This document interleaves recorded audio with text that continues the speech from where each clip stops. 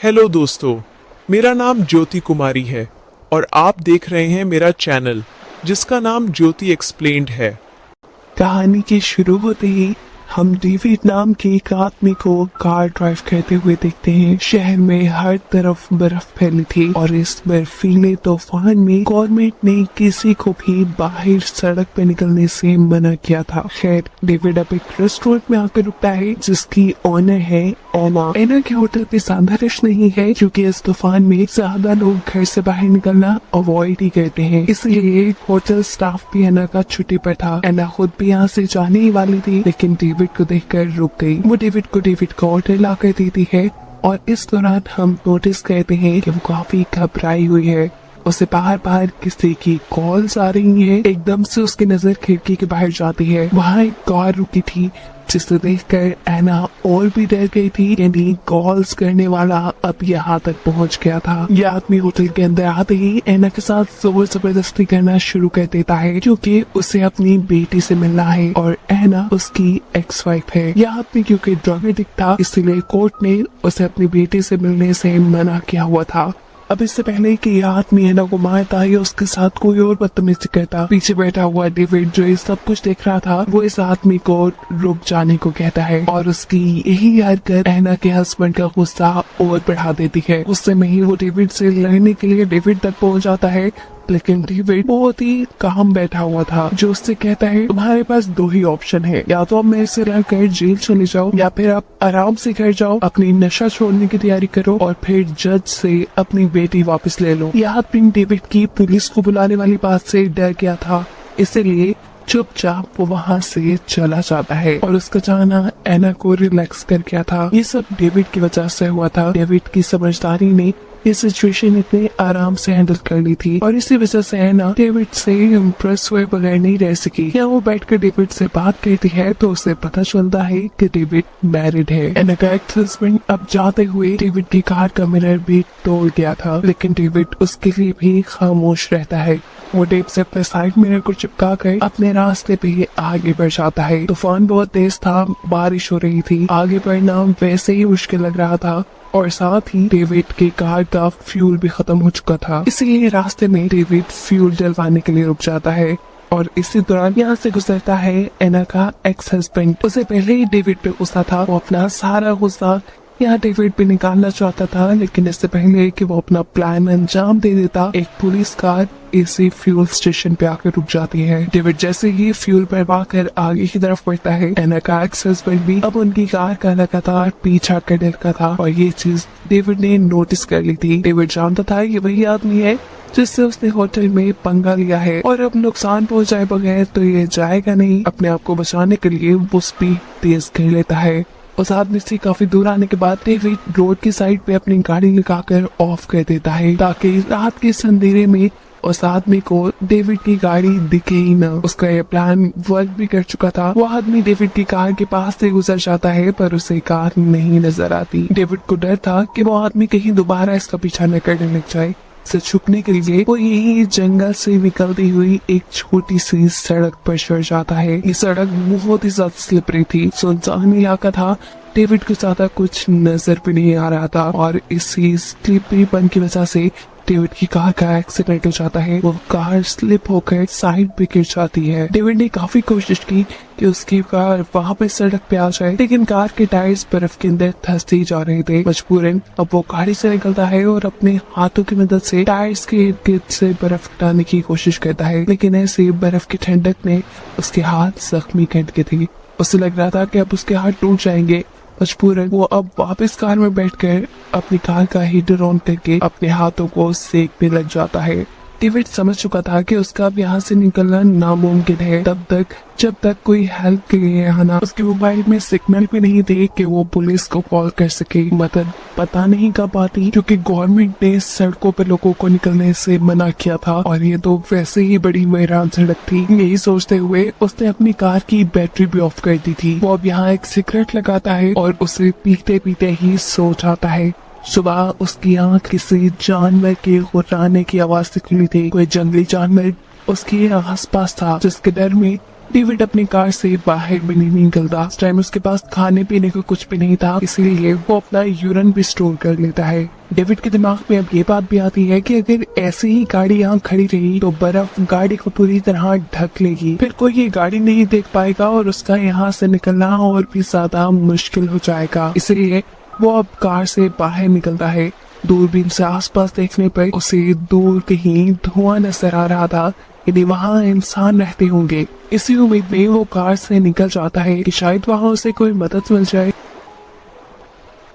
वहाँ जाने से पहले वो अपनी गाड़ी की डिक्की खोलता है और उसकी गाड़ी की डिक्की में हम बंधी हुई एना को देखते हैं। डेविड, जिसे हम अच्छा इंसान समझ रहे थे, वो एक किडनैपर था जिसने एना को किडनैप कर लिया था। वो कार से दूर जाने से पहले एना को वार्न करके चाहता है कि इस कार से निकलने की कोशिश भी न करना, लेकिन एना क्यों अपने किडनैपर की बात मानती। वो उसके चाहते ही कोशिश करना शुरू कर देती है और उसके जो हाथ और मुंह टेप से बंधे थे वो उन्हें खोलने में कामयाब भी हो जाती है। अब वो इस गाड़ी से भी बाहर निकलना चाहती थी, लेकिन कार की बैक साइड अंदर से नहीं खुल सकती थी, इसलिए वो कार के बैक स्पीकर्स को हटाते हुए कार के अंदर आने में कामयाब हो जाती है। कार के अंदर आते ही वो कार का दरवाजा खोल के बाहर भाग जाती है, लेकिन बाहर बहुत ज्यादा ठंड थी और दूर दूर तक उसे जब कोई इंसानी जगह नहीं नजर आती तो उसे बेहतर वापस कार में जाने लगता है, जहाँ एटलीस्ट वो सर्दी से तो बच सकती थी। हाथ पांव उसने अपने खुलवा लिए थे। डेविड से भी मुकाबला करने के वो अब काबिल हो चुकी थी, इसलिए ना कार के अंदर वापस जाकर बैठ जाती है क्योंकि सर्दी बहुत ज्यादा बढ़ चुकी है। और दूसरी तरफ अब हम डेविड को देखते हैं। धुएं वाली जगह पहुंचने के चक्कर में वो कार से बहुत दूर आ चुका था और अब उसका पाँव भी एक गड्ढे में फंसकर टूट चुका था। उसकी हालत बहुत खराब थी, उसके पाँव से बहुत ज्यादा खून निकल रहा था। उसे यहाँ उठा नहीं जाता, लेकिन उसे हिम्मत करनी पड़ती है क्योंकि अगर वो कुछ देर ही ऐसे और बर्फ में पड़ा रहता तो मर जाता। डेविड अब रेंगते हुए वापस कार के पास आने का फैसला करता है, जहाँ एना अब कार में से अपने बचाव के लिए चीजें ढूंढ रही थी, लेकिन उसे यहाँ टेप और क्लोरोफॉर्म के अलावा कुछ नहीं मिलता, इसलिए वो इन दोनों चीजों को अपने पास संभाल के रख लेती है। हम देखते हैं कि डेविड भी घसीटता हुआ कार के पास आ चुका था। वो कार का दरवाजा खोलकर कार के अंदर बैठ जाता है। अपनी पैंट काट कर अपना जख्म देखने पर उसकी भी हालत खराब हो गई थी क्योंकि उसकी टांग की हड्डी इतनी बुरी तरह टूटी थी कि गोश्त को पार करते हुए वो बाहर निकल आई थी। दर्द में वो बहुत बुरी तरह चिल्ला रहा था। उसने अपने पास पड़ी एक वायर को अपनी टांग के ऊपर की तरफ बांध लिया ताकि ज्यादा ब्लीडिंग न हो। अपने अंदर थोड़ा कम करने के लिए वो यहाँ जैसे ही हीटर ऑन करता है तो उसे पता चल जाता है कि उसकी कार में छेड़छाड़ की गई थी। वो समझ गया था कि एना के अलावा तो यहाँ कोई हो ही नहीं सकता। इससे पहले कि वो अपना चाकू उठाकर पीछे एना के ऊपर वार करता, एना उसे ही अचानक से क्लोरोफॉर्म सुंघाकर बेहोश कर देती है। बेहोशी में ही उसने एक ख्वाब देखा जहाँ वो इसी बर्फीले जंगल में है। सामने उसके मरा हुआ जानवर है और उसके दोनों हाथों पे खून लगा है। ये ख्वाब देखते ही वो डर कर उठ जाता है। होश में आने पर वो देखता है कि एना ने उसके हाथ स्टीयरिंग से बांध दिए थे और उसकी गर्दन को सीट से। एना उससे सवाल करती है कि तुम मुझे यहाँ कहाँ ले आए हो और मेरा फोन कहाँ है। जवाब में डेविड बताता है कि तुम्हारा फोन मैंने फेंक दिया था और हम इस टाइम कहाँ हैं ये मुझे भी याद नहीं क्योंकि मैं रास्ता भटक गया था। एना उससे कहती है जो भी है अब तक मेरी मॉम ने पुलिस को कॉल कर दी होगी, पर डेविड बताता है ऐसा नहीं किया होगा क्योंकि तुम्हारा फोन फेंकने से पहले मैंने तुम्हारी मॉम को मैसेज कर दिया था कि तुम अपने एक्स हस्बैंड के साथ हो। और ये सुनकर एना बिल्कुल शॉक हो गई। एना उसका वॉलेट और फोन ले लेती है, लेकिन उसके फोन में भी सिग्नल नहीं थे। यहाँ डेविड उससे कहता है बेशक मैं तुम्हारी कैद में हूँ, लेकिन फिलहाल हम दोनों मुश्किल में हैं और हम दोनों के पास जिंदा रहने के लिए सिर्फ एक ही कार ही सोर्स है, इसलिए हमें इसका इस्तेमाल देखभाल कर करना चाहिए। एना उसकी बात मानते हुए कार का हीटर बंद कर देती है ताकि कार की बैटरी खत्म ना हो जाए। इसके बाद वो डेविड का वॉलेट चेक करती है जहाँ पे बहुत सारी फेक आईडीज थी, जिसका साफ मतलब था कि डेविड एक फ्रॉड आदमी है और कभी वो एक जगह टिक कर नहीं रहता। एना बहुत ज्यादा थकी हुई थी, उसे नींद भी आ रही, इसलिए वो डेविड की कार में रखी हुई बच्चों वाली सीट को उठाकर कार से बाहर फेंक देती है ताकि वो यहाँ आराम से सो सके। लेकिन डेविड के होते हुए आराम से कैसे सो सकती थी, इसलिए सोने से पहले वो डेविड को भी क्लोरोफॉर्म सुखाकर बेहोश कर चुकी थी। इस मर्तबा भी बेहोशी में डेविड वही ख्वाब देखता है जो उसने पहले देखा था। इस बर्फीली जगह पे एक मरा हुआ जानवर जिसका खून डेविड के हाथों पे लगा था। डर के मारे इस मर्तबा भी डेविड होश में आ जाता है, लेकिन होश में आते ही वो देखता है कि ऐना पहले से ही जाग चुकी थी और के फौरन बाद ऐना को भी वॉशरूम जाने की जरूरत पड़ी थी, इसीलिए वो गाड़ी से बाहर निकल जाती है और ये मौके का फायदा उठाते हुए डेविड अपनी गाड़ी को पूरी तरह लॉक कर देता है ताकि ऐना बाहर ही फंस जाए। उसकी इस हरकत से ऐना झुंझला चुकी थी, उसे बहुत ज्यादा गुस्सा आ गया था। अगर उसे जिंदा रहना था तो वो गाड़ी के अंदर ही रह सकती थी, इसीलिए अब वो बेबी सीट जो उसने पहले उठाकर गाड़ी से बाहर फेंकी थी उसी की मदद से गाड़ी की विंडो तोड़कर गाड़ी के अंदर आ जाती है। विंडो टूटने की वजह से गाड़ी का टेम्परेचर भी बहुत डाउन हो गया था।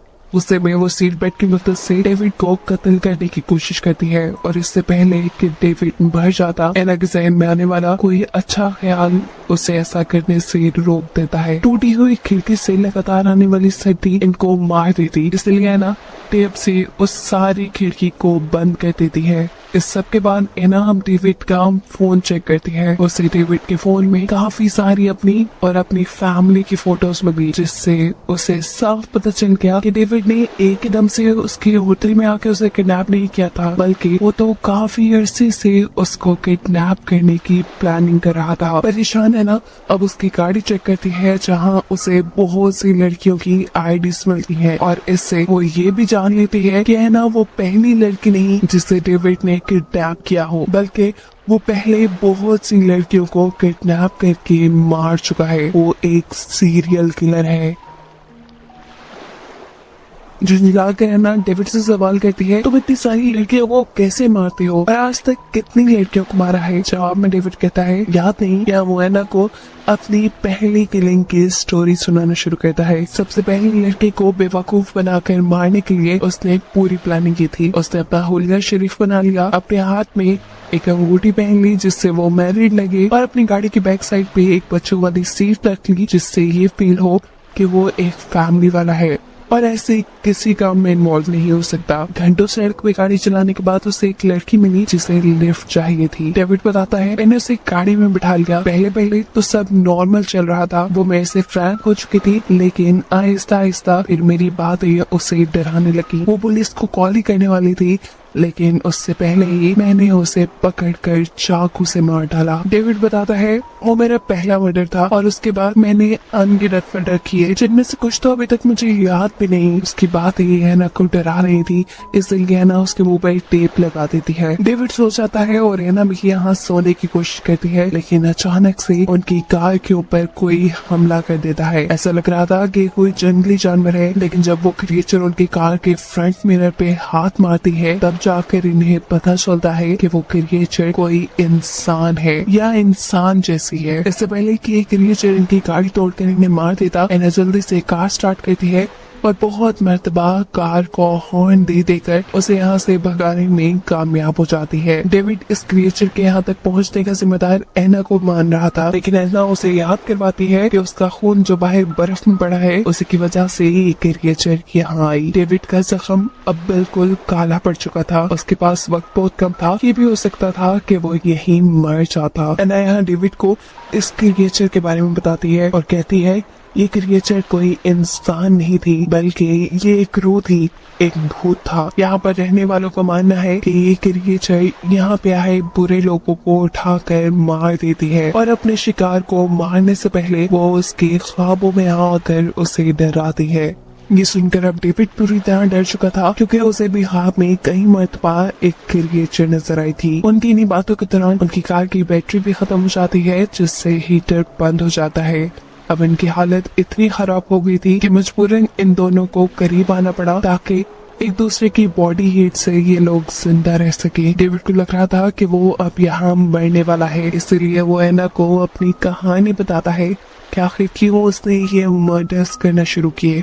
वो जब छोटा था तब उसकी मॉम उस पर बहुत जुल्म करती थी और इसी वजह से वो इतना सख्त दिल हो गया। उसे सबसे पहले अपनी मॉम को मारा था और अब इन लड़कियों को मारकर वो अपने आप को स्ट्रॉन्ग फील करता था। लेकिन असल बात ये थी कि वो लड़कियों से डरता था। एना भी यहाँ अपनी दुखिया स्टोरी सुनाती है कि जब वो भी छोटी थी तो उसके डैड उसके साथ अच्छा सलूक नहीं करते थे। सालों तक वो ये सब बर्दाश्त करती रही और फिर एक दिन उसने अपनी मॉम को सब सच बता दिया, जिसके बाद उसके डैड को जेल हो गई।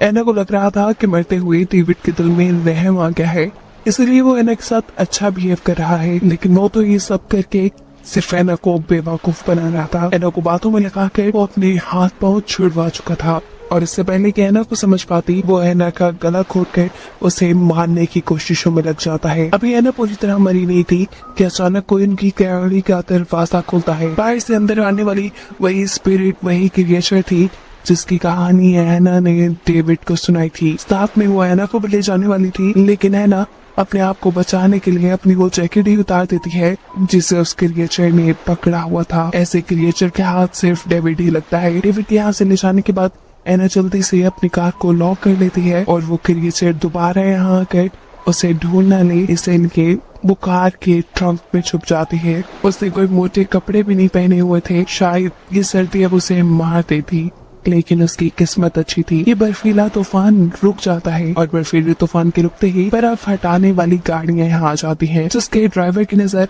इस कार पे भी पड़ जाती है। वो जैसे ही इस कार के पास आता है तो उसे यहाँ मरे हुए डेविड के ऑर्गन नजर आ रहे थे। गाड़ी को अच्छी तरह चेक करने पे उसे गाड़ी में कोई नहीं मिला, लेकिन फिर जब वो गाड़ी की डिक्की खोलता है तो वहाँ एना थी। सर्दी की वजह से उसकी हालत काफी खराब थी, लेकिन अभी भी वो जिंदा थी, जिसे अब रेस्क्यू कर लिया जाएगा, उसकी जान बच जाएगी। और यही दिखाते हुए ये कहानी यहाँ खत्म हो जाती है। ऐसे ही कहानियां देखने के लिए मेरा चैनल सब्सक्राइब करें ताकि जब भी कोई वीडियो अपलोड हो तो सबसे पहले आप देख सके।